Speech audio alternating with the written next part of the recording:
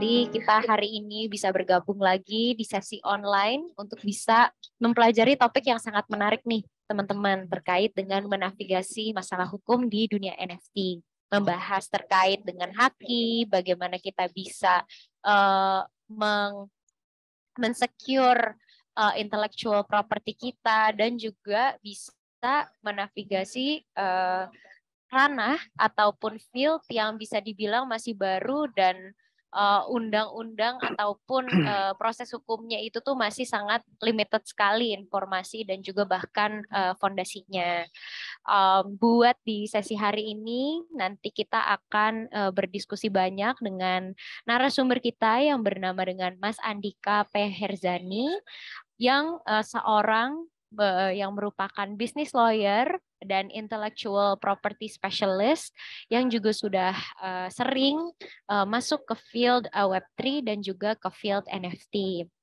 Teman-teman yang di sini mudah-mudahan bisa mempelajari banyak terkait dengan bagaimana menangani dispute terkait dengan ownership atau regulations terkait dengan authenticity, baik itu terkait dengan royalties dan sebagainya, untuk bisa mempertahankan dan juga mensecure aset-aset yang dimiliki teman-teman, yang teman-teman rasa patut untuk dieksperimen di ranah Web3 ataupun menggunakan teknologi NFT.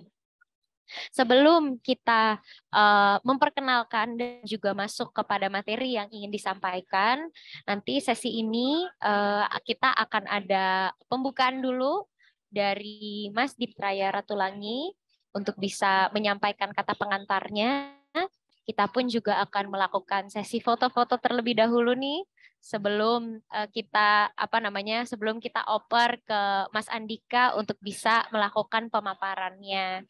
Nanti akan ada presentasi sedikit dari Mas Andika, dan selanjutnya kita juga akan melakukan sesi tanya jawab yang pastinya akan dibukakan juga untuk teman-teman bisa ngobrol langsung dengan Mas Andika, baik itu membawa case dari teman-teman untuk bisa mendapatkan consultations dan segala macam. Bisa ada sesi tersebut pada saat di sesi Q&A. Nah, kita awali dulu dengan sesi pembukaan, kata pengantar dari Mas Diptraya Ratulangi. Mas Raya, apakah ada di sini? Yes, ada teman-teman. Hai, Mas Raya, thank you so much for coming here. Silakan Mas Raya, waktu dan tempat dipersilahkan. Baik, selamat malam teman-teman semua. Apa kabar? Semoga semua dalam keadaan sehat. Selamat datang untuk peserta NFT Lab Bentara Budaya batch pertama, dan selamat datang pula kami ucapkan untuk teman-teman publik yang tertarik untuk mendalami dunia NFT. Workshop ini merupakan bagian dari rangkaian kegiatan edukasi NFT Lab.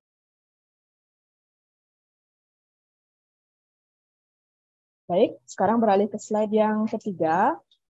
Kalau mau buka kamera bisa silakan buka kamera, bisa senyum. 1, 2, 3.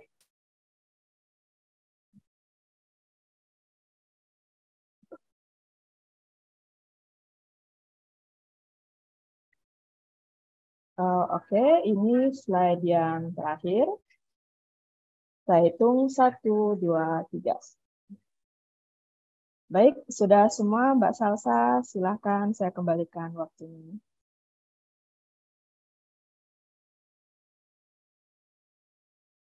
Thank you Mbak Ida atas panduan untuk melakukan dokumentasinya. Nah, para Mas, Mbak, Bapak, Ibu, atau teman-teman yang ada di sini, sekarang aku pengen memperkenalkan narasumber kita nih, namanya Mas Andika P. Herzani. Sebelum aku oper ke Mas Andika untuk bisa melakukan pemaparan di awal dan kita bisa melakukan diskusi, aku pengen kasih profil dulu nih terkait dengan Mas Andika. Mas Andika ini merupakan sosok pengacara yang sangat berpengalaman dan memiliki spesialis dalam hukum kekayaan intelektual, kripto, blockchain, Web3, dan hukum bisnis, dan telah berhasil menangani berbagai kasus hukum baik secara nasional maupun global melalui tindakan litigasi dan non-litigasi.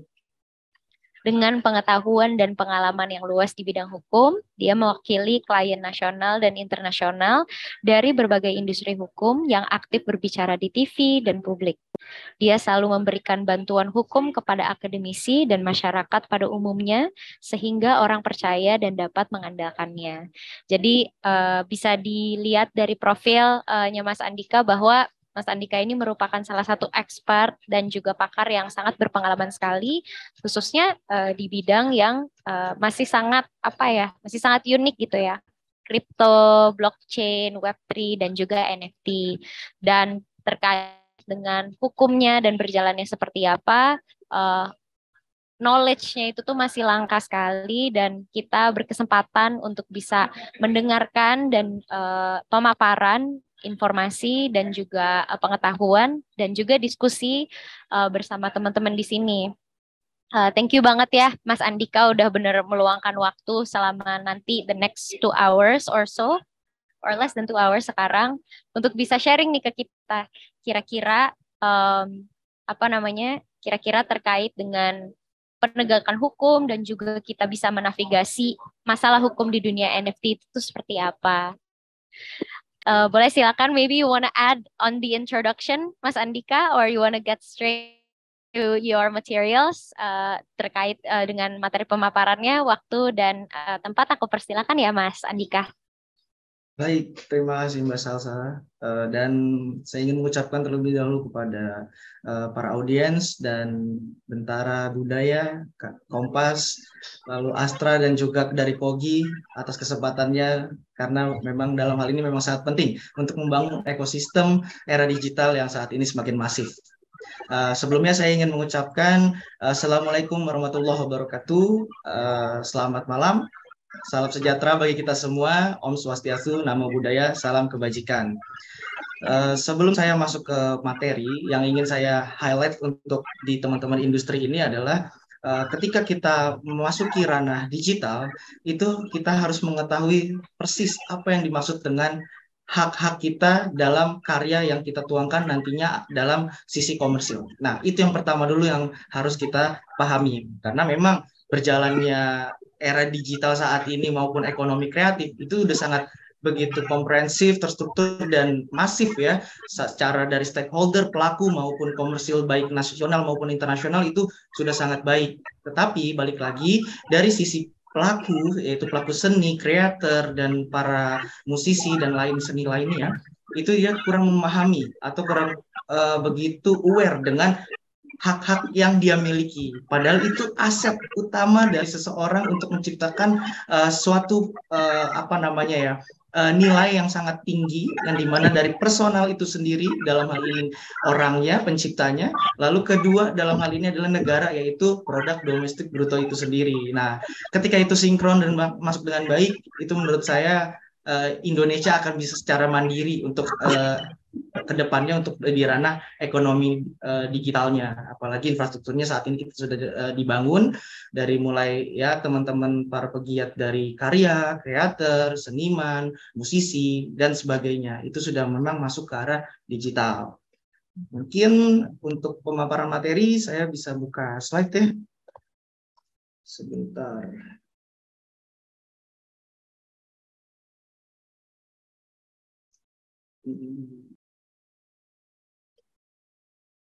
Masih disable ya sama hostnya.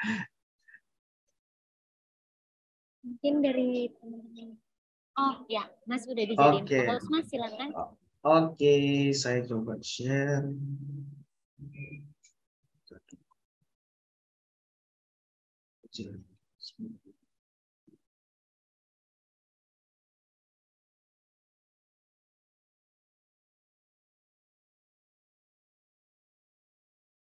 Oke, sudah terlihat posisi monitor dari laptop saya?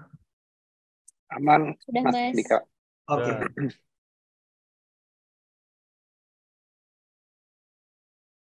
Iya. Jadi kita mulai berawal dari judul yang sangat menarik gitu ya di sisi online kelasnya dari Kompas dan Budaya Bentara ini memang fokus di dunia seni gitu, yang dimana dalam hal ini kita akan fokus kepada menavigasi masalah hukum di dunia NFT ya. Oke. Pertama kali kita akan berawal dari muaranya hak kekayaan intelektual. Sebenarnya hak kekayaan intelektual itu apa sih gitu. Jadi simpelnya hak kekayaan intelektual itu hak yang timbul dari hasil olah pikiran. Jadi pertama tuh dari ide. Ide itu tidak bisa terwujud ketika kita tidak menuangkannya dalam bentuk nyata. Itu yang pertama harus kita ketahui. Jadi banyak banget nih teman-teman kadang saya ngomong ke A begini nih idenya, A, B, C, D, B gitu ya. Nah, tetapi ketika si B ini mewujudkannya, itu tiba-tiba hak kita seakan-akan beralih ke dia karena dia mewujudkannya dalam objek. Makanya di sini menghasilkan suatu produk atau proses gitu yang berguna tentunya bagi manusia dan juga untuk bisnis-bisnis yang ada di dalam suatu perdagangan gitu ya. Jadi hak kekayaan intelektual ini merupakan hak untuk bisa dinikmati secara ekonomis dan juga tentunya moral. Karena itu untuk engagement dan popularitas dari si kreatornya ini ketika untuk menciptakan atau membuat suatu produk-produk kreativitas intelektualnya. Seperti itu. Kemudian kita masuk ke lingkup kekayaan intelektual, sebenarnya tuh ada banyak sekali dari ranah hak kekayaan intelektual itu sendiri. Jadi nggak cuma oh ini hak cipta nih, oh ini merek nih, tapi lebih luas dari itu. Makanya aku ingin memberikan pemaparan kepada teman-teman yang senang juga sih pada antusias ada yang hadir pada malam ini gitu, yang ingin mengetahui lebih dalam tentang apa itu sebenarnya kekayaan intelektual. Jadi kita pertama mengacu pada Paris Convention. Itu ada di internasional berdasar dari Geneva, Swiss, yang dimana dia di tahun 1883 sudah meratifikasi terkait hak milik industri. Jadi memang dari sebelum 4.0 itu ada 1.0 yang dimana dia masih secara manual dan sebagainya. Itu ada konvensinya. Kemudian di tahun 1886 itu ada Berne Convention yang dimana fokusnya jadi untuk hak kekayaan intelektual itu kita meratifikasi di tahun kalau nggak salah itu 1997 untuk nasionalismenya ratifikasi dari si internasional ini. Jadi turunannya itu apa? Hak kekayaan intelektual. Nah, negara member atau anggota dari convention ini, kita satu sisi dari konvensi WIPO itu juga kita menjadi anggota di sana. Nah, ketika menjadi anggota kita sudah harus meratifikasi dari sisi pemerintah. Yaitu apa? Makanya keluarlah di tahun 97 itu dengan Undang-Undang Hak Cipta pertama gitu. Yang kemudian juga hak milik industri dan begitu turunannya. Nah, tetapi dalam hal ini yang membedakan lingkup kekayaan intelektual itu dibagi dua. Dalam hal ini pertama ada hak cipta yang berfokus kepada ilmu pengetahuan, seni, dan budaya.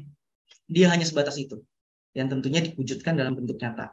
Kemudian kalau kita bergeser sedikit dari hak milik industri, itu ada merek, paten, desain industri, rahasia dagang, indikasi geografis, desain tata letak sirkuit terpadu atau DTLST, dan perlindungan varietas tanaman atau PVT. Nah, ini memang sangat amat jarang ketika kita ingin mengakomodir suatu proteksi dalam lingkup perlindungan varietas tanaman, desain tata letak sirkuit terpadu. Tetapi saya tidak pesimis ya, karena ketika di awal era ketika pemerintah waktu dengan Bapak Presiden Jokowi membuka atau membuat instansi namanya Badan Ekonomi Kreatif, itu semakin masif untuk semua sektor saya bilang. Jadi di sana itu kita pernah membuat kolaborasi yang dimana kita fokus kepada industri-industrinya ini untuk tetap maju secara mandiri, tentunya juga memberdayakan lokal setempat dan sebagainya itu. Nah, ketika sudah masuk ini saya akan memberikan contoh yang simpel biar teman-teman sekalian, sahabat-sahabat sekalian juga lebih hak itu ternyata banyak dan luas. Saya mengambil contohnya dari sebuah smartphone. Di mana dari smartphone ini kita melihat dari sisi satu layer ya, terus kita lihat satu perspektif dalam iPhone lah kita bisa sebut di situ. Di mana dalam partikel-partikel kecilnya dalam ini ada software, aplikasi, program komputer di dalamnya, itu masuk ke ranah hak cipta. Nah, tetapi di dalam hal itu ada informasi-informasi, misalnya dalam hal ini Instagram atau Apple sendiri selaku Steve Jobs, ada rahasia-rahasia yang memang tidak bisa di-share kepada publik ketika itu dia menggunakan hak kekayaan intelektual untuk rahasia dagang. Ini sangat terjadi secara masif di bidang kuliner, seperti itu. Ataupun secara skema bisnis, skema strategi, dan sebagainya. Kemudian juga ada paten. Paten ini intinya teman-teman juga harus nggak usah pusing gitu ya.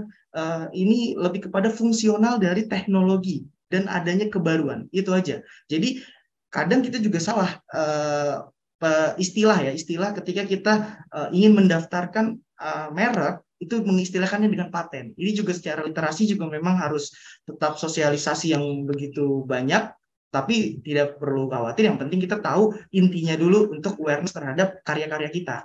Kemudian di sisi kanan ada logo Apple, yang dimana itu bisa kita secara hak kekayaan intelektual masuk ke ranah trademark, branding atau merek.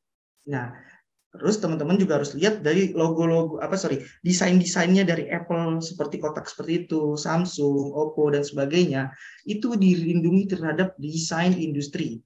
Jadi kalau misal karena sedikit kita lihat coklat gitu ya dari Toblerone sendiri kan kita sangat identik dan unik tuh, dia punya segitiga yang warna kuning dengan judul Toblerone, itu udah punyanya Toblerone dari Swiss sana. Itu secara desain industri yang distribute kepada seluruh Indonesia dunia, yang dimana secara lisensi dan royaltinya kan akan sebenarnya luar biasa kan gitu. Nah, apalagi kita harusnya aware terhadap desain juga gitu. Nah, kemudian ada di sisi desain tata letak sirkuit terpadu.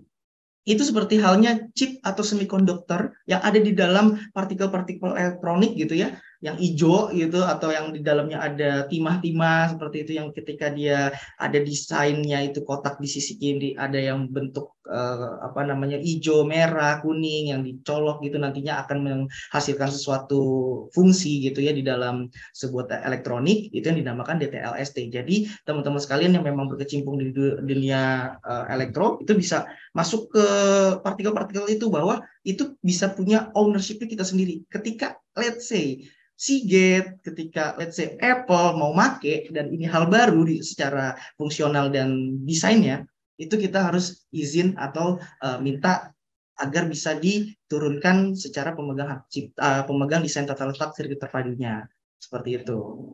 Kemudian ini pengaturan khusus di hak kekayaan intelektual yang tadi sudah saya jelaskan, turunan dari internasional, dari Bern Convention maupun Paris Convention.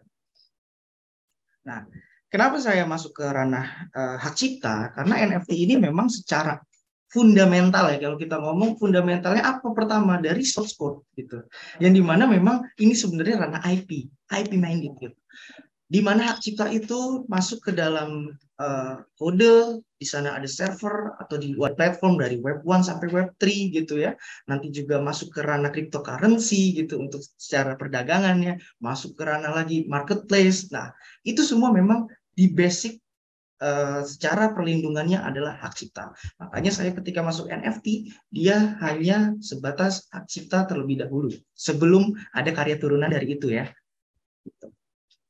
Jadi hak cipta ini berdasarkan Undang-Undang 28 tahun 2014 adalah hak eksklusif pencipta ya, yang berdasarkan deklaratif gitu sistemnya ya. Setelah suatu ciptaan itu diwujudkan dalam bentuk nyata, yang saya sudah bilang. Jadi ide itu nggak bisa. Nah, dalam suatu ciptaan yang tidak bertentangan dengan ketentuan peraturan perundang-undangan. Itu makna dari kandungan dalam undang-undang. Nah, jadi teman-teman sekalian, kalau memang ingin berkreasi dan ingin berkomersialisasikan, kita harus tahu dulu hak cipta kita sejauh mana. Yang penting hak cipta kita bisa dikatakan sebagai oke, saya punya hak eksklusif. Itu ketika kita hasil karya cipta itu di bidang tadi yang saya jelaskan, bidang ilmu pengetahuan, seni dan budaya. Masuk unsur itu dulu. Kemudian harus diwujudkan dalam bentuk nyata, harus berwujud bentuk nyata. Dan ketiga, itu ada ownership atau karakteristik dari si pencipta yang bersifat karakteristik atau khas ya, itu sisi itunya yang dinilai dari hak cipta. Kemudian yang melekat dari hak cipta itu adalah kepribadian yang saya bilang tadi, karakter. Nah, ketika itu sudah masuk ke akomodir semua, nantinya akan jelas ketika mau komersialisasi, karena di situ nanti ada hak moral, hak ekonomi, seperti itu. Ini baru ranahnya dari hak cipta gitu ya, yang dimana teman-teman sekalian ketika dia mau masuk ke ranah NFT gitu, dia punya hak eksklusif. Jadi kalian teman-teman semua jangan takut kayak, wah ini nanti gimana ya ketika saya mau publish, takut, atau jangan lagi kayak gitu. Sepanjang itu kalian yang membuat sesuai dengan unsur-unsur tadi, itu publish aja, karena deklaratif. Nah, cuman di era digital yang semakin kompleks gitu ya, itu harus dilihat juga. Ketika kita hanya sebatas submit, itu kebijakan secara proteksi hukum juga agak tanda petik menurut saya rentan. Makanya harus adanya pendaftaran atau pencatatan hak kekayaan intelektual yang dimana nanti muaranya di Kemenkumham, di bawahnya ada Direktorat Jenderal Kekayaan Intelektual. Itu yang bisa membuat kita semakin kuat secara pembuktian ketika nanti ada ada istilahnya ada kayak nanti permasalahan bahwa memang itu milik kita selaku pencipta, yang dibuktikan dengan apa? Pemerintah udah ikut andil karena dia menerbitkan sertifikat, layaknya seperti kita punya tanah atau rumah. Kita ada dari BPN, kita ada akte jual beli, kita ada akte tanah gitu ya. Itu yang memang harus dipahami terlebih dahulu. Nah, kemudian hak eksklusif itu apa sih ketika kita udah punya aset dan sebagainya?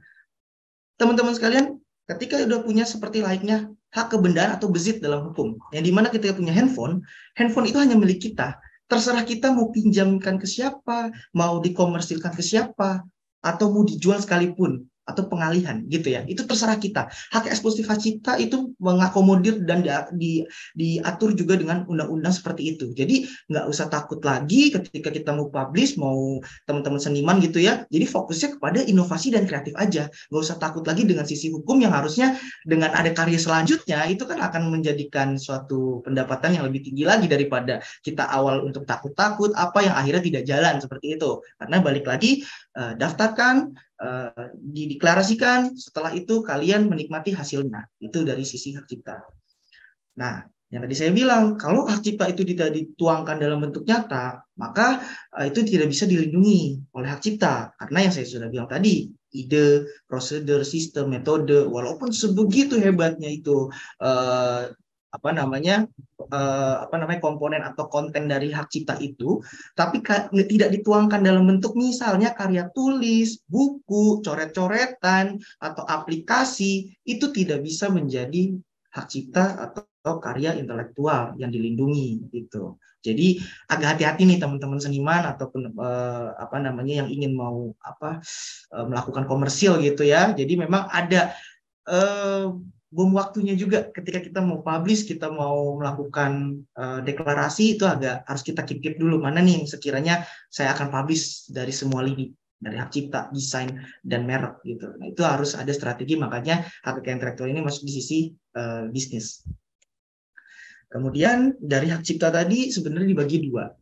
Dari hak cipta itu sendiri, yaitu meliputi pencipta, pemegang hak cipta, dan yang kedua itu ada hak terkait. Gitu. Hak terkait itu, kita next lanjutnya, itu adalah pelaku pertunjukan, produser fonogram, dan lembaga penyiaran. Nah, jadi dalam hal ini, hak terkait itu ibaratnya hanya menyambung atau mensinkronisasikan karya-karya yang ada di ranahnya hak cipta, yaitu si pencipta atau pemegang hak cipta. Sebenarnya apa sih pembedaan hak pencipta dan pemegang hak cipta? Pencipta itu tuh hak mutlak, hak eksklusif yang diperuntukkan bagi kita selaku pencipta untuk memanfaatkan hak tersebut untuk dikomersialkan, digunakan untuk kepentingan umum, dan sebagainya.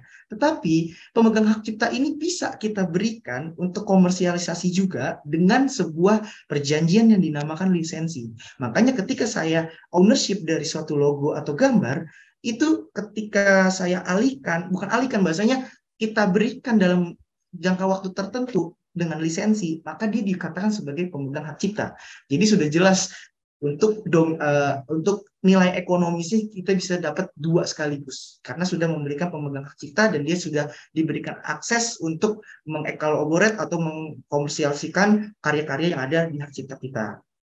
Kemudian ciptaan-ciptaan yang dilindungi itu apa aja sih dari bidang ilmu pengetahuan seni dan sastra? Nah, ini kita bisa ambil contoh aja dari buku, ceramah, kuliah, pidato yang bentukannya rekaman, video, cover buku gitu ya. Itu banyak sekali, dokumen, PDF, nah bla bla bla. Nah, ini yang memang contoh dari hak cipta itu bisa dilindungi dan dikomersialisasi dengan baik dan komprehensif. Karena kalau tidak masih hanya di awang-awang, masih hanya di dalam benak, tidak dituangkan dalam bentuk nyata, itu tidak bisa sekali lagi. Oke, sini masuk ke ranah hak moral yang tadi saya bilang, hak moral, hak ekonomi. Sebenarnya di mana sih sisi kekuatan ini berdua gitu? Semuanya itu dalam hak cipta melekat, tetapi tergantung dari objek hak cipta itu sendiri. Misalnya dalam hal ini, hak ekonomi itu mutlak kepada si pencipta, yang dimana dia bisa mendapatkan manfaat ekonomi atas hasil kinerja, pengorbanan, kerja keras dia untuk membuat karya, yang dimana ada penerbitan ciptaan, ketika dia menggandakan, menerjemahkan, mengadaptasikan, aransemen, transformasi kayak sekarang era digital, mendistribute lagi lebih luas, begitu dengan salinannya, dan seterusnya. Kemudian hak moral itu memang kita selaku pencipta itu memang mutlak. Jadi hak moral itu sebenarnya jangan takut diambil, jangan takut dialihkan, karena yang beralih hanya hak ekonomi. Saya tegaskan, hanya hak ekonomi. Jadi tetap pertama kali ketika dia deklarasi atau mencatatkan di DJKI atau berdasarkan hal ini juga konsultan hukum membantu gitu ya, lewat law firm atau konsultan hukum, itu dia tetap mendapatkan hak moral. Nah, tetapi pengalihan itu akan terjadi ketika dia sudah meninggal dunia. Akan turun ke ahli warisnya, seperti itu. Itu hak moral yang melekat. Jadi kayak kalau kita, let's say, contoh musisi besar dalam hal ini Chrisye, saat ini turun lagunya yang masih evergreen lah kita bilang, itu ke anak-anak keluarganya. Itu. Tapi hak ekonomi belum tentu. Ada di Master Musika, ada di label A, B, C, D. Nah, itu yang memang sampai hari ini pun masih berlanjut secara ekonominya. Karena kita dalam hak cipta juga ada jangka waktu. Di sini kita akan menerangkan perlindungan hak ekonominya. Jadi kalau pencipta itu memang pengarang gitu, kayak contohnya seniman yang menggambar suatu gambar seni gitu ya, ataupun membuat lagu, itu dia dilindungi seumur hidup pencipta dan terus berlangsung selama 70 tahun setelah pencipta itu meninggal dunia. Dimulai dari 1 Januari di tahun berikutnya. Itu yang memang perbedaannya nantinya ketika kita masuk ke hak terkait. Karena masuk ke hak terkait sudah ada langsung muncul nih dari sisi 50 tahun. Karena dia hanya turunan dari si pencipta itu sendiri. Yang dimana di dalamnya ada karya-karya yang dijadikan sinematografi, karya fotografi, program komputer, atau video, dan sebagainya. Gitu loh. Jadi ada perbedaan jangka waktu. Gitu. Tapi setelah jangka waktu ini habis, maka akan menjadi public domain. Jadi ranahnya kayak kita software, aplikasi, ketika waktu itu sudah habis, maka itu digunakan seluas-luasnya untuk kepentingan apapun. UNESCO sendiri pun secara internasional itu sudah mengakomodir bahwa kayak saat ini hanya pencatatnya aja sih sebenarnya, kayak ini sebenarnya budaya kebaya gimana nih kok diklaim sama Malaysia, sama Singapura misalnya. Tetapi itu hanya internasional pencatatan. Tapi kalau ketika kita punya historical, budaya batik apa ya memang kalau bisa dibuktikan ya kuatnya di Indonesia ini gitu loh, karena itu hanya belum metadatanya belum tersambung lah, bisa dikatakan gitu. Makanya ketika ada dunia NFT ini sebenarnya sangat amat membantu dunia teknologi, dan ketika masuk ke ranah yang agak nggak benar itu ya scam, copy minting dan sebagainya, itu hanya oknum lah saya bilang. Tetapi digital itu ketika dimanfaatkan dengan benar maka akan menjadi ownership yang akan kuat dengan para pencipta, dan akhirnya itu tuh pembuktian di pengadilan pun atau ketika SIU ya, atau ketika ada sengketa itu akan menguatkan gitu loh. Jadi itu pentingnya untuk dari sisi hak cipta. Kemudian kita langsung masuk ke ranah NFT itu sendiri gitu, non fungible token. Sebenarnya NFT itu seperti apa sih? Gitu yang hanya dilindungi itu sebenarnya quote aja gitu. Kode-kode unik yang dimana ketika kita sudah memasukkan ke NFT gitu, mensubmit, itu menjadi karakteristik kita sendiri dan unik sendiri untuk kita. Sesimpel kita punya mobil kendaraan, yang dimana kita punya STNK, surat tanda kendaraan bermotor, yang dimana di dalam hal ini misalnya saya punya NFT lukisan. Nah, sama mobil A ini juga STNK-nya atas nama si A. Hanya sebatas itu, sesimpel itu. Nah, tetapi bahasanya ini yang agak rumit ketika dituangkan dalam blockchain, smart contract, white paper, dan sebagainya. Itu aja. Itu teknisnya orang IT lah, kita bisa bilang itu. Tapi in structure of the legality copyright, itu punya kita. Nah, jadi walaupun Mas, Mbak, dan teman-teman sahabat semua yang ada di sini ketika memberikan instruksi ke teman-teman yang memang pakarnya dalam hal ini orang IT, developer, programmer, dan sebagainya, itu kalau bisa dikelirkan dulu secara hubungan keperdataannya. Apakah kalian mau jual putus, apakah secara ownership tetap punya si developer gitu loh. Karena satu sisi masuk juga tuh dia ke dalam hak cipta dalam hal ini dalam pemrograman. Nah, ini kan memang belum kesentuh ya ranah awareness terhadap itu, padahal dia juga punya value gitu loh. Nah, itu yang coba dituangkan lagi dalam hal ini, memang sih sedikit ke ranah Web2, karena dituangkan Web2 tuh harus tertulis. Jadi bagusnya masih ada perjanjian konvensional, walaupun secara Web3 udah se-elit dengan smart contract itu kan, ketika sudah bikin, sudah perjanjiannya apapun dituangkan, dipublish. Nah, itu yang sangat amat berbahaya karena undang-undang kita atau ketentuan Indonesia dan global ya, global masih saat ini Geneva, Swiss dan Singapura masih gondok-gondokan juga untuk membuat satu konvensi gitu atau perjanjian internasional bilateralnya untuk dituangkan di masing-masing negara itu masih alot. Nah, tetapi yang saya masuk ke dalam sini apa? Kita harus mempunyai awareness dari hak itu sendiri. Jadi ketika kita udah tahu, oke, NFT, kita udah masuk mau bikin gambar. Oke, Mas yang selaku kreator gambar, tolong ya bikin ini, tapi kita jual putus. Tolong ya, nanti kalau ini kita bagi hasil. Itu terserah. Tetapi ketika sudah masuk ke ranah smart contract yang akan dipublish, itu mohon saya ingatkan lagi, karena teman-teman saya atau klien saya juga banyak banget yang berkecimpung di Web3, terjeblos di situ. Karena kita nggak akan tahu ke depannya ini seperti apa, apalagi fluktuatif, apalagi secara kondisi global itu nggak ada yang tahu dengan digital currency gitu ya, itu banyak yang kerugi. Karena ketika sudah dipublish itu smart contract, itu akan tidak bisa dihapus, tidak bisa diubah, tidak bisa diamandemen, dan undang-undang kita juga tidak ada yang mengatur itu.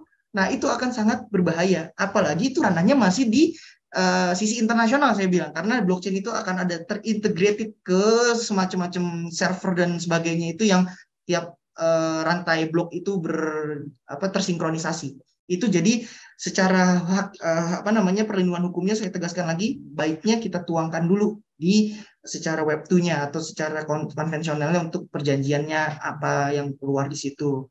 Nah, kemudian balik lagi untuk NFT itu sendiri, dia memang bisa memberikan suatu tanda-tanda yang bisa membuat pembuktian kuat saat ini di pengadilan. Itu yang menurut saya, karena ini balik lagi source code yang ada di hak cipta itu sendiri. Jadi kalau memang sudah jelas NFT A dari siapa, nanti dijual ke siapa, itu nanti turunannya ada di blockchain dan tercatat, ya itu sudah ada di situ. Jadi itu bisa dijadikan pembuktian nih sekarang berdasarkan undang-undang ITE pun mendukung itu gitu. Jadi nggak cuma hak cipta, walaupun khusus NFT masih belum ada. Ini yang saya ceritakan tadi, kita sudah diakomodir sama Undang-Undang Cipta Kerja, yang dimana kita seluas-luasnya mengekspor secara digital. Makanya kemarin pada di tahun akhir tahun lah kalau nggak salah, itu memang sudah di-launch Metaverse Global IKN lah ya. Itu ada yang namanya Jagat.io. Nah, di Jagat.io itu tuh sudah contoh lah yang sangat menarik gitu, ketika teman-teman creator, developer, programmer, yuk kita bikin land atau ranahnya ke era digital ini. Karena apa?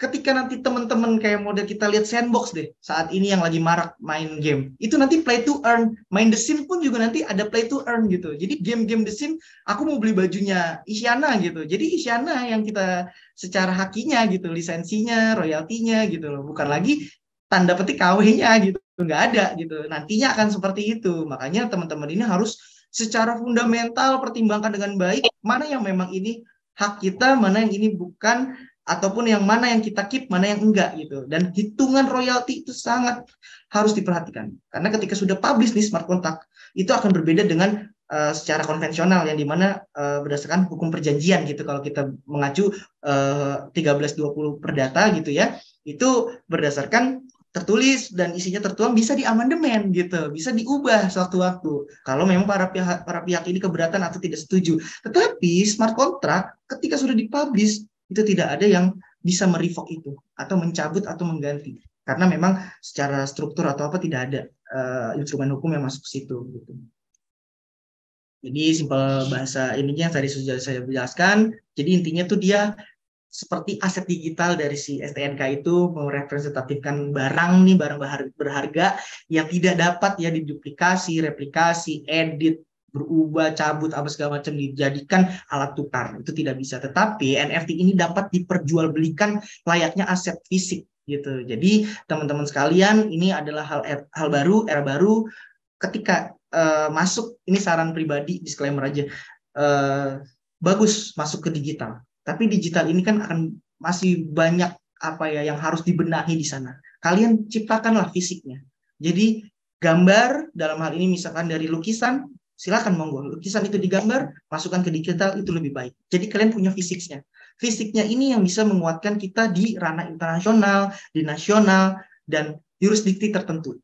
Jadi memang saat itu kalian menciptakan di mana, dan dibuktikan dengan coretan-coretan. Jadi jangan dihapus. Kalau memang teman-teman musisi, teman-teman gambar, itu coretan-coretan, lirik notasi, itu ada oret-oretannya, nggak apa-apa, dikit. Kalau bisa di-scan, di-save, dimasukin ke era digital. Itu yang bisa membuat penguatan kita di sisi perlindungannya nantinya gitu. Karena dia akan masuk ke data di blockchain gitu, yang berisi dari informasi pencipta, ownership, aset-asetnya, transaksinya, terus kemana aja nih data karya kita, historinya ada di semua di situ.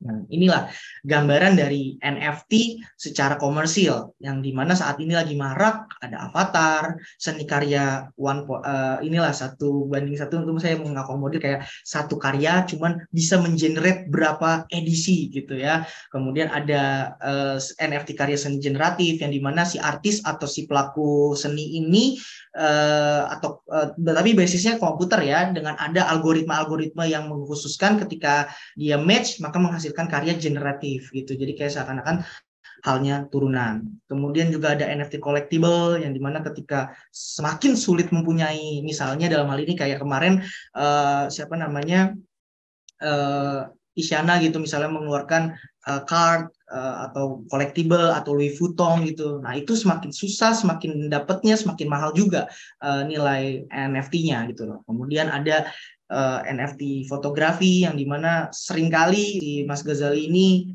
swafoto gitu ya, swafoto karyanya dia sendiri di post, dan itu sangat amat laku di luar negeri gitu. Yang notabene makanya kesorot untuk pajaknya dari Bu Sri Mulyani dari Kementerian Keuangan gitu loh. Nah makanya ketika itu masuk, itu harus diperhatikan juga bahwa mana-mana aja nih yang memang kalau kita belum siap atau sudah siap, ya silahkan dikomersilkan. Kalau memang belum, masih di ranahnya ini, ya nggak apa-apa, diproteksi dulu secara aset di platform-platform yang nantinya saya akan jelaskan lebih lanjut gitu. Kemudian di sini ada juga NFT Music Isyana gitu, dari sisi NFT Music yang potongan-potongan, mau satu lagu, mau jinglenya aja, itu terserah bagaimana si project-project yang mengakomodir. Kemudian yang saya tadi udah bilang lagi marak banget nih, apalagi teman-teman dari e-sport, dari si ranah-ranah gaming itu lagi gila-gilaan untuk mempunyai aset yang sangat tidak bisa dipegang atau intangible asetnya, seperti layaknya saya memain di The Sims. Ketika saya mau beli baju Isyana, ya udah bajunya itu hanya bisa di batas platform itu gitu. Ataupun saya main Mobile Legends atau main game-game dari Sandbox yang ada pedang, tapi kan hanya di batas game itu, tapi tidak punya milikin aset aslinya atau fisiknya itu. Jadi itu yang harus kita mulai concern sih. Dan kemudian dari Sermepos juga, dari rekan saya sekarang, dia tiketing di Indonesia di ranah NFT tiket juga sudah marak, yang dimana ketika itu bisa langsung masuk ke ranah Web3 tadi di platform, jadi keintegrasi secara digital dan satu pintu lah bisa dikatakan. Kemudian ada NFT card, ada domain atau website gitu ya. Nah, ini yang tadi saya sudah jelaskan, begitu pentingnya smart contract. Sebenarnya smart contract ini apa sih secara definisi? Dia itu sebenarnya hanya transaksi ya, yang terkomputerisasi, itu otomatis dia mengeksekusi ya tentunya persyaratan yang ada di dalam konten-konten si kontrak itu sendiri, dengan tentunya kondisi yang tertentu, yang bagaimana dia turunannya, sebagaimana dia mengembangkannya, itu dari para pihaknya itu sendiri. Nah, tujuannya ini sebenarnya adalah untuk mengurangi perilaku jahat pihak-pihak yang beretikat buruk gitu, dan mengurangi biaya-biaya administratif yang kalau kita udah masuk ke ranah blockchain atau Web3 itu ada gas fee yang model notabene gitu-gitu tuh lebih bisa lebih di kesepakatan lah gitu bisa dibilang. Dan kemudian juga ini bisa dengan cara ketika itu sudah masuk ke ranahnya blockchain, itu nanti akan terdesentralisasi melalui yang dinamakan dengan sistem blockchain tadi gitu. Dia memang smart contract ini ownership para pihak, yaitu di mana ada otonomi para pihaknya itu kuat, bisa enkripsinya akurasi ya, itu error-error pasti ada di ranah-ranah ini akan terakomodir gitu ketika kita nggak bisa buka di OpenSea marketplace gitu ya. Bisa juga dibuka di Paras gitu, seperti halnya punya duplikasi-duplikasi dari smart contract yang udah ada sih kayak gitu. Nah, dari smart contract ini saya coba highlight lagi, coba dituangkan lah dalam perjanjian gitu, layaknya konvensional. Itu tetap masih karena kita menganut asas territorial, yang dimana kita mengacu kepada hukum di mana kita berada gitu, yaitu Indonesia. Kita patuhi aja aturan-aturan keperdataan yang ada di Indonesia maupun turunannya. Kemudian masuk nih ke blockchain yang saya tadi bilang, ketika tadi kita ambil contoh satu orang seniman masuk ke ranahnya mau udah jadi gambar, ketika dia udah NFT, udah punya datanya segala macem, kemudian dia punya smart contract, lalu masuk ke ranah blockchain. Blockchain ini yang di basically-nya kayak rumah lah. Jadi sebenarnya tuh bahasa simpel dari perekonomian tuh hanya kayak buku besar atau buku kas yang dimana dia ini mencatat. Jadi teman-teman gak usah pusing, blockchain itu apa sih? Tugasnya simpel, cuma 4. Mencatat, memvalidasi, mendistribusi, dan menyimpan. Hanya itu. Jadi ketika teman-teman sudah masuk di sana, itu akan sangat sulit untuk diubah. Karena ketika blockchain 1 sudah ada, dia blok lainnya akan ada data-data itu gitu loh. Jadi untuk memanipulasi itu sangat berat gitu, karena sudah tersistem kan. Jadi itu yang dikelola oleh jaringan komputer di seluruh dunia gitu loh. Jadi kita akan tahu. Tapi arahnya digital kita juga nggak terlepas dengan gara-gara udah blockchain apa kita aman. Ya nggak juga. Tapi bisa dibuktikan dengan ketika kita aware. Oh ini karyaku, oh ini karya yang aku kasih ke pemegang hak cipta, oh ini, nah itu. Ketika itu semakin sering dideklar, sering kita disuarakan, itu yang malah menjadi eksklusif tadi gitu. Jadi jangan semakin takut sebenarnya kalau hak cipta itu, kecuali hak kekayaan intelektual yang lainnya, rahasia dagang, desain industri. Ketika kita mau post atau mau Louis Vuitton mengeluarkan kayak kemarin, Louis Vuitton mengeluarkan kerjasama dari desainer dari Jepang, Yayoi gitu. Nah, dia hanya punya planning strategi bisnisnya gitu, jangan sampai keluar dulu, nanti akan ada yang kayak Louis Vuitton gitu kan, itu nanti akan men-challenge gitu atau menduplikasi, akhirnya malah keambil karyanya. Nah itu ada hal-hal lain secara teknis, pengen banget sih jelasin lebih banyak, cuman ya dengan ada waktu inilah singkat. Jadi yang inti-intinya saya padetin, yang penting teman-teman sekalian udah begitu memahami lah, kayak sesimpel ini barang saya, aset saya, bisnis saya, dan saya harusnya seperti apa lagi nih next-nya. Nah, itu yang harus diawali dengan itu dulu. Nah, kemudian dengan transaksi yang ada dari NFT dan sebagainya yang ada di era digital atau blockchain, itu menggunakan cryptocurrency. Ya memang sih cryptocurrency memang belum ada satu lembaga yang memang mengawasi secara perdagangannya secara komprehensif gitu ya. Memang masih ya bahasanya kan desentralisasi gitu ya. Tapi saya juga sering kok bercanda sama teman-teman desentralisasi kayak ada Dika nih, takut nih kita diatur-atur sama hukum. Oh jangan salah gitu. Kehadiran saya tuh bukan ke sisi yang menakuti secara desentralisasi. Desentralisasi monggo gitu. Tetapi saya akan melindungi para aset-aset user ini gitu loh. Kalian kan udah punya aset. Nah itu dilindungi aja secara hukum dulu. Jangan sampai itu yang nggak kesentuh gitu loh. Nah, ketika desentralisasi ini akan mengakomodir nanti ujung-ujungnya ke perlindungan hukum itu tadi, yang ketika kita secara legalitas ada, saya punya sertifikat hakinya ada, saya punya smart contract yang dituangkan seperti itu. Makanya ketika ada bercanda lah ketika saya di komunitas teman-teman Web3 atau pemerintah gitu, kayak nggak apa-apa deh walaupun aturan secara komprehensif terkait dengan aset digital, NFT dan sebagainya itu belum jadi. Saya mengibaratkan kayak sepertinya jalan tol gitu, jalan tol belum jadi tapi saya akan melindungi Ferrari ini yang akan masuk ke jalan tol itu gitu loh. Jadi ketika udah settle dalam hal ini pemerintah ketok palu, Ferrari ini akan sekencang-kencangnya untuk memutar perekonomian roda ekonomi Indonesia gitu. Itu akan sangat amat menarik. Tapi ketika saya yang memang memang secara general hak kekayaan intelektual itu masih sangat minim dari sisi literasi, dari sisi kesadaran, itulah yang memang membuat akhirnya saya terjun kayak nggak bisa deh, karena saya balik lagi ini sumbangsih dari moral atau batin saya untuk ekosistem yang lebih baik gitu. Jadi di sini akhirnya ketemu teman-teman dari Bentara juga, Kompas, Astra dan Kogi gitu ya, yang bisa saling memajukan lah ekosistem kita gitu. Karena kita lebih maju sebenarnya daripada ya kalau kita lihat dari Eropa, kita udah secara aturan, secara apa itu udah lebih kuat sih sebenarnya gitu.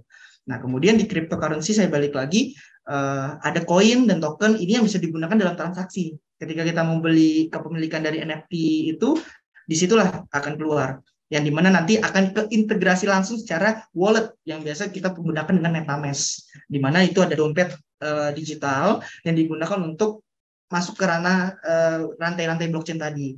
Nah, biasanya project-project NFT itu saat ini juga lagi dilihat untuk utility. Jadi nggak sebatas hanya oke, saya punya gambar, saya investasikan seperti kayak staking dan ada modelnya kayak minting gitu ya. Staking itu hanya kayak seakan-akan model reksadana yang dimana saya bermain Ethereum misalnya dalam cryptocurrency itu didiamkan saja maka akan uangnya akan nambah gitu dengan ada reward tertentu gitu ya. Tetapi ketika kita masuk minting itu saya seniman ingin masuk ke NFT, saya minting, ini karya saya mau jual 50 gambar misalnya. Nah, 50 gambar itulah yang ketika dia sudah sold, dia sudah laku kepada user, nah itu sudah jelas turunan-turunan itu kemana. Walaupun secara bahasa eksklusifnya ada di smart contract. Jadi smart contract ketika kita jual nanti saya next dulu. Nah, di marketplace ini, marketplace NFT itu sudah dijual layaknya kayak Lazada, Tokopedia dan sebagainya. Itu yang penting pencipta udah punya smart contract, ini akan mengakomodir semua. Jadi ketika udah marketplace akan terdistribute sendiri gitu, keintegrasi sendiri dari ranah-ranahnya teman-teman yang ada dari gambar-gambar tadi gitu. Nah, jadi marketplace itulah yang dipentingkan dari sisinya maksudnya dari utility tadi gitu. Maksudnya ketika sudah minting, dijual segala macam, akhirnya dia menjadi kepunyaannya juga. Tapi memang secara kepemilikan ownership-nya ya nanti tercatat di blockchain gitu. Akan misalnya saya beli gambar Isyana, nanti setelah itu akan saya jual lagi gitu dari secondary penjualan secondary-nya gitu. Jadi ke kolektor gitu. Jadi primerinya misalnya saya beli di OpenSea gitu kan. Karena marketplace NFT paling banyak di OpenSea gitu. Jadi platform yang mengakomodir atau menyediakan layanan penjual, pembeli, perdagangan aset digital di sana semua gitu. Jadi itulah yang nantinya akan tercatat di blockchain itu. Nah, jadi marketplace ini masuk ke platform tadi juga gitu, yang dimana diakomodir Web3 yang secara integrated gitu. Oke, jadi kalau ini saya mengambil contoh dari Isyana Saraswati ketika dia mengeluarkan NFT music yang bernama My Mystery NFT. Nah, dia ini banyak sekali aset-aset digitalnya. Jadi pertama kali kita harus mengakomodir apa sih ketika kita masuk ke digital. Ya udah dari sisi gambar. Apakah gambar dia mangap keluar pelangi itu idenya si Isyana sendiri? Belum tentu gitu. Nah, itu bisa juga dari si content creator atau dari creator si seniman. Nah, itu yang harus di-clearkan dulu gitu loh. Jadi kalian tuh punya hak semua dalam satu karya itu, kalian punya turunan-turunannya yang bisa dijadikan ini hakku, ini saya berhak, ini saya, karena kalian sudah melakukan kewajiban gitu. Cuman kebanyakan memang itu kesepakatan, balik lagi. Kadang yang nggak tahu ini tahu ya udah deh jual putus. Tahu-tahu besok karyanya itu meledak. Nah, kalian tuh kalau misalnya nggak dijual putus kan tetap ada di kalian tuh ekonomi. Walaupun moral tetap punya gitu. Tapi yang nggak bisa megang gitu. Jadi ketika diambil lah tanda petik ya sama company gitu, ya sudah terserah company itu. Padahal kayak kita harus mikir kayak wah itu karya masterpiece saya tuh, padahal nggak tahu nih kalau padahal bisa collab sama Disney, bisa collab sama si SpongeBob gitu-gitu. Nah ya kayak gitu-gitulah, sesimpel itu. Makanya itu harus di-clearkan dulu, ataupun kita bicaranya saat ini ya karena digital nggak cuman si seniman gitu. Si programmer pun juga, program komputer, aplikasi itu juga seperti itu gitu. Apalagi sampai ke dia menjualnya di nftisyannaswari.com yang saya bilang tadi. Itu masuk ke penjualannya di ranah website sendiri, yang dia juga bisa mengkolek dari NFT domainnya, seperti itu. Nah, ini kasus NFT yang menarik, saya ambil dari saya breakdown berapa banyak kasus. Yang paling menarik ya ini sih, kalau kita secara dari kasat mata gitu ya, gambar yang kita bahas dari sisi yang Indonesianya dulu. Jadi kasusnya si Mas Kendra Ahimsa ini, dia memang seorang ilustrator gitu ya, asal Indonesia. Ini bisa menjadi contoh peliknya problematika kita di di tahun 2021 bulan Maret kalau nggak salah ini kasusnya. Jadi kalau kalian lihat tuh ada gambar gunung, itu diklaim dengan seniman dijiplak lah ya, atau di copy painting kali mungkin, atau seperti apa kemiripannya, itu benar-benar plak, yang dimana dia ada kripto dari twist vacancy-nya. Nah, ini Mas Andra-nya awalnya nggak tahu, cuman dia punya 20 berapa ratus lah itu notifikasi masuk ke infonya dia, ke rekan-rekannya, bahwa karya ilustrasi miliknya itu dikonversi ke dalam bentuk NFT gitu loh, yang dimasukin ke marketplace, ke e-commerce gitu-gitulah, dengan nama twist vacancy tadi, yang dimana substansialnya itu kan kekarakteristikan dari si Mas Kendra gitu kan. Tetapi ketika sudah dijual, sudah di copy minting gitu ke platform marketplace yang baru, nah itu sangat akan mungkin menjadi infringement hukum atau pelanggaran hukum, sengketa hukum gitu. Karena apa? Tidak adanya izin. Nah, ketika kalian sudah punya karya yang tadi saya bilang, itu ketika udah declare, jangan hanya declare, tuangkan lagi, biar pemerintah juga ikut mengakomodir dalam hal ini pencatatan atau pendaftaran haki, yang dimana, oh ternyata kita kuat, bukan hanya sebatas, ini karyaku, oh enggak, tapi kita juga dilindungi hak eksklusif itu dengan pemerintah, gitu, dengan sertifikat. Nah, makanya hal-hal ini tuh dia memang saat itu menembus angka $46.000 loh, ini kasusnya si Mas Kendra. Dia saat itu 2021 tuh masih bingung gitu, ini gimana, karena masih ranahnya bermain di digital itu. Nah, tapi kebetulan juga saya saat ini menjabat di ADR ya, Alternative Dispute Resolution di WIPO, di ranahnya di bawah PBB UN. Itu kita koordinasi sama teman-teman lawyer yang ada di Eropa, Amerika, dan Southeast Asia tentunya gitu loh. Kayak, bro, tolong dong, ini ada kreator Indonesia. Kedua kita lihat juga dari si Derek Kaufman ini kan. Jadi dia sama juga lah dicatut gitu ya, karya seni digitalnya yang diperjualbelikan di NFT marketplace gitu. Kurang lebih sama lah saya mengambil contoh. Cuman apa sih sejauh ini gitu secara penyelesaian sengketanya, dia hanya cuman bisa mendeklarasikan kayak bahwa ini karyaku loh, sebenarnya nggak ada loh di marketplace itu, saya soalnya nggak pernah mensubmit atau apa kayak gitu dong. Makanya kata Derek kan, this is 100% not me, dia bilang. Makanya I took the point of the NFT was that the work and artist needed to be verified.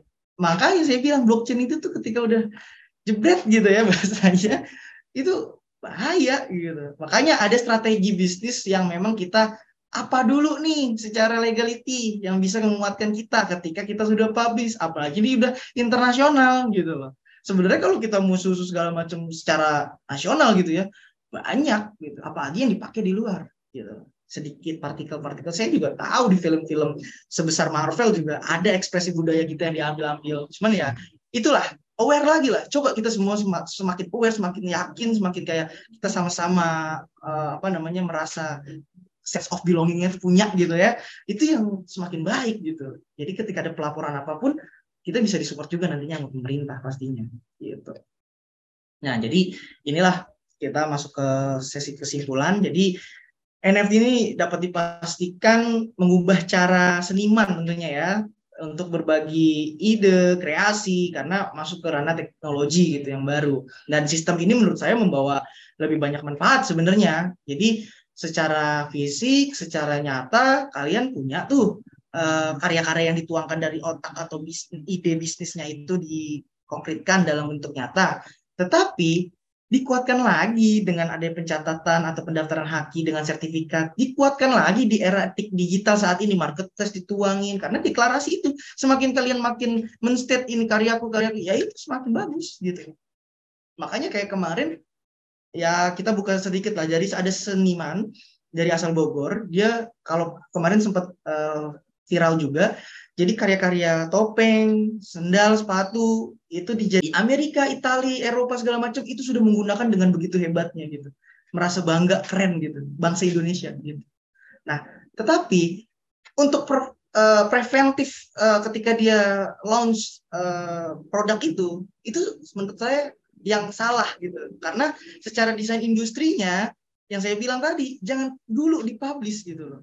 Jangan dulu ketika kita mau jual, walaupun pre-order gitu ya, itu hanya gambar suatu tas, itu kan dia abu-abu, tanda tanya. Hanya seperti itu. Nah, apalagi ini kita sudah marak tuh, ada namanya kalau kita sebut Mas Alfas gitu. Mas Alfas ini dia menciptakan yang tadi ada keyboard di ranahnya seni terapan lah ya, kita bilang. Tapi itu sangat kreatif dan menarik gitu. Akhirnya dengan bangganya membawa kancah nasional ke internasional, dipakailah sama orang-orang Washington DC gitu, dipakailah sama orang Eropa, Amerika gitu. Dan itu yang memang harus kita saling mengetahui, saling bahu-membahu untuk dunia ekosistem digital ekonomi kreatif ini gitu. Jadi kesimpulannya saya untuk para teman-teman sosial gitu, selagi itu kita bisa manfaat ya boleh kita dengar. Jadi kepada seluruh masyarakat untuk merespon lah kejadian-kejadian, blow up lah. Saya seneng sih memang ketika ada kasus apapun cepet gitu, ketika viral gitu di TikTok, medsos, apa itu seneng sebenarnya, bagus digital itu. Tapi tergantung peruntukannya untuk apa gitu ya kan. Dengan lebih bijak lah kita harus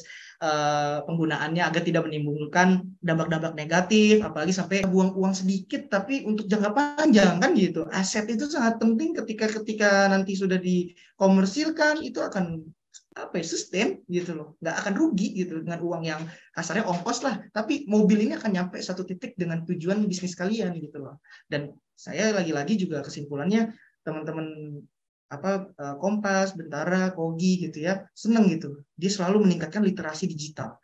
Ini membuat kita semakin aware gitu, dan cakep nantinya dalam memanfaatkan teknologi digital. Dan nantinya saya ingin banget Indonesia tuh menjadi satu wadah di ranah internasional, nggak usah internasional terlalu besar, Southeast Asia aja. Jadi jangan sampai lepas gitu. Jadi apapun Indonesia nanti jadi negara maju gitu. Itu dimungkinkan dengan infrastruktur yang tetap, saya yakin lah pokoknya bukan politisi ya, bukan secara ininya, kita pelan-pelan lah, tapi akan ke situ. Yang penting masyarakatnya ini atau sosialnya ini aware gitu. Karena balik lagi, ketika sosial aware, hukum ini hanya mengikuti dinamis. Kan hanya law is a social engineering. Jadi hukum itu hanya mengikuti si sosial itu gitu loh. Jadi kemanapun dia ini ya tetap di backup gitu. Dan kemudian para pihak baik pelaku, user dan konsumen agar selalu membuat perjanjian tertulis konvensional gitu ya, ataupun yang lain-lainnya lah. Ini hanya contoh satu aja yang saya tulis, yaitu konvensional. Apapun coba deh divisikin, coba deh di web2in, coba deh di create yang bisa dipegang gitu, karena itu yang membuat kayak ini kepemilikannya kuat gitu, agar menjamin validitas dan kekuatan hukum. Iya, mungkin itu sih yang aku bisa sampaikan pada sharing kelas online yang sangat menarik banget sih. Harus sering-sering disosialisasikan sih harusnya Mas Diptra dan teman-teman NFT lainnya Bentara gitu. Karena aku kan senang lagi kalau ketika masuk kampus, mulai lagi masuk komunitas, mulai lagi masuk ke industri-industri yang memang digital tuh udah harus sekarang gitu loh. Itu udah harus dilakukan lah, just do it. Mungkin itu udah sekian dari saya dari Herzani Law Firm selaku managing partner and lawyer. Di situ kalian ingin tanya atau apa secara teknis ya nggak bisa, yang tadi kurang cukup, misalnya kurang puas gitu, boleh hubungin aja dari nomor handphone, ada WA-nya juga, email monggo, Instagram dibolehkan juga gitu, DM aja, nanti sebisa mungkin saya akan bales kok, apalagi teman-teman yang ada problem gitu, saya sangat akan senang. Pokoknya don't hesitate to contact me if you have a legal matters Indonesia. Thank you so much. Terima kasih banyak untuk teman-teman yang udah hadir, udah antusias, udah meluangkan waktunya, udah mendengarkan cerita hukum yang begitu kompleks lah ya. Dan untuk Bentara maju terus, Kompas, sering-sering literasi. Terima kasih banyak.